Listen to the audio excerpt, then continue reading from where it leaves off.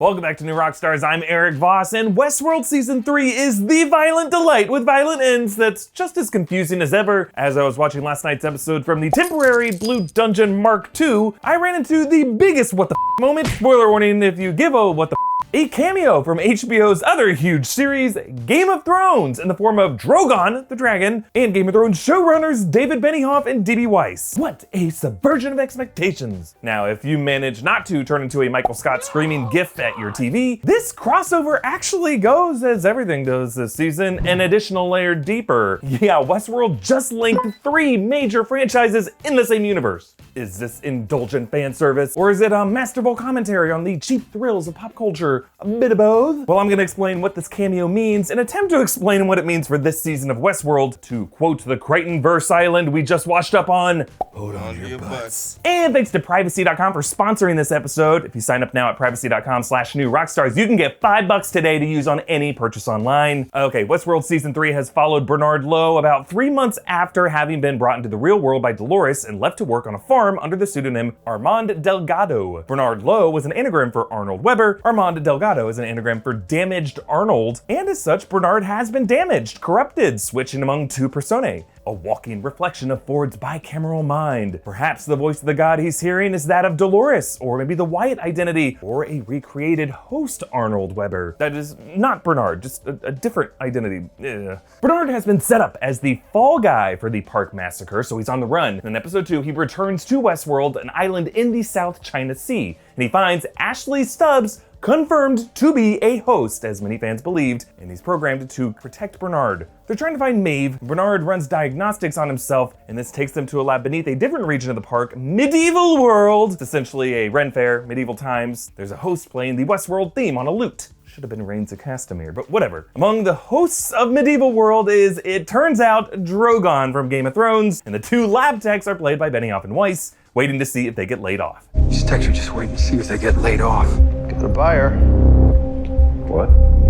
Some startup in Costa Rica. How the f*** you can get that to Costa Rica? In pieces, man. Many fans have long speculated that one of the Delos parks could be Westeros World, and the Westworld creators appear to be throwing them a bone by having their medieval world populated by Game of Thrones references, similar to how Ren Fairs of our world will sometimes evoke things like from Game of Thrones and Lord of the Rings. And if you look even more closely at the background, some are saying the bearded host with the thick hair looks a lot like the Hound from Game of Thrones, and the castle art behind Bernard looks a bit like Casterly Rock, the Lannister home of Game of Thrones. But the obvious joke here is that Benihoff and Weiss are these grunts on the bottom floor of a violent fictional world, desensitized to butchering beloved characters, originators of violent delights and violent ends. You could even read into the idea that they're out of work, looking for their next gig, and totally okay with massacring the thing that everyone loved for just an easy paycheck. But there is an even deeper layer to the meta humor here. Weiss mentions some startup in Costa Rica. The original Westworld film was created by Michael Crichton, best known for Jurassic Park, a story with the same violent delights, violent ends theme park concept as Westworld. Jurassic Park is located on the fictional island of Isla Nublar, off the west coast of Costa Rica. So the joke here is implying that this startup in Costa Rica could be InGen, John Hammond's genetic research company in Jurassic Park, perhaps using this artificial dragon as an attraction in their dinosaur park. So Westworld, Game of Thrones, and Jurassic Park all in one shared universe. And you thought Avengers Endgame was the biggest crossover event of all time. It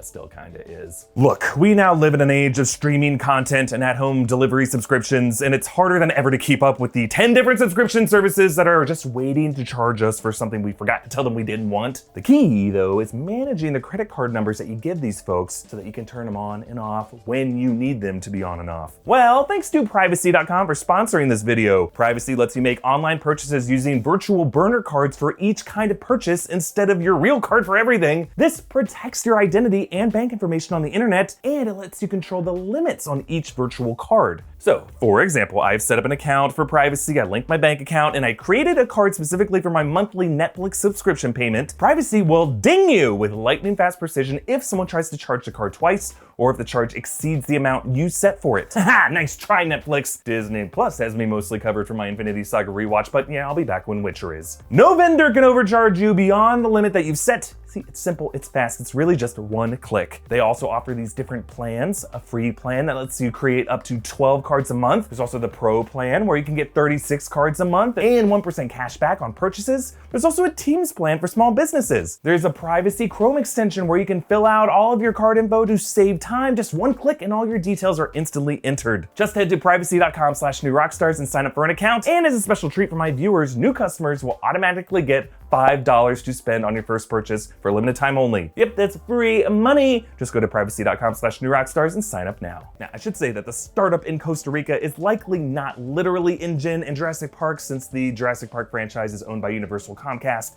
and Westworld and HBO are owned by Warner AT&T. These media companies hate each other as much as the executives at Delos and Insight do. So it's more of likely a tip of the hat, a nod from one Crichton universe to the other. But let's talk about season 3 of Westworld. This is all about a war deeper than the fictional narrative loop of War World that Maeve finds herself in. It's a war between Dolores, leading an army of escaped Westworld hosts to infiltrate the real world of mankind, it seems via the AI god tech that operates its day-to-day life, and launch her next stage of evolution, robots. And on the other side of this war, corporate figures using Maeve as their own AI anomaly champion. And the more of these episodes we see, I don't think the show wants us to root for either side to win this war. They're both morally flawed. Obviously, mankind is corrupt, but so are the overly violent machines they built. Dolores and Maeve are just the violent ends of the violent delights of their creators. Indeed, the post-credit scene after the ending of season 2 presented some distant future with William in the ruins of the Delos bowels. It looks like an abandoned battlefield after a war with no victor. That's why I'm so excited to see Aaron Paul as Caleb this season. Caleb is being presented as a new protagonist ready to break out of his loop the same way Dolores was in season 1. In fact, the first episode framed him in a loop with similar visuals as Dolores in the pilot episode. Caleb is a slave to a narrative track laid out for him by Insight's Rehoboam AI. He must participate in an automated therapy program to get medical benefits for his mom. An automated voice denies him a job but insists he was so close to getting it. Even the rebellious Rico criminal gig economy app that he uses is probably sponsored by, or at least permitted by, the system as a kind of Amsterdam release valve. But notice that Caleb also doesn't do personal jobs on the app. He's an underachiever with his point score. He defies a client when a gun is pointed at his face. So while Caleb is like Dolores in that he wants to break the system, he differs from her in that he seeks to do no harm. He helps Dolores at the end of episode 1, whereas remember, Dolores at the end of her first episode, she gives a very violent end to a fly. So was Liam's rich douchey friend at the party right? Is this real world also a simulation, like the layers upon layers of simulations that Maeve found herself in this episode? Maybe, I hope not. Personally, I've had enough of that meta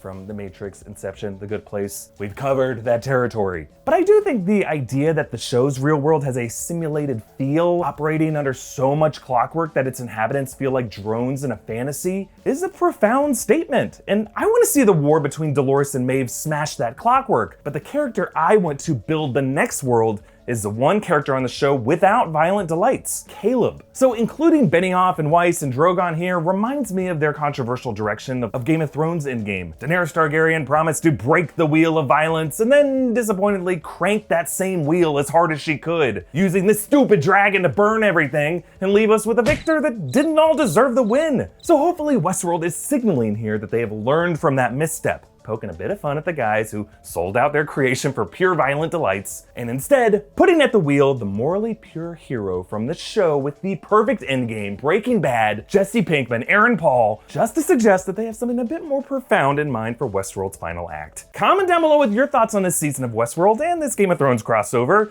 Follow me at Erik Voss, follow New Rockstars, and subscribe to New Rockstars for breakdowns of everything you love. Thanks for watching, bye.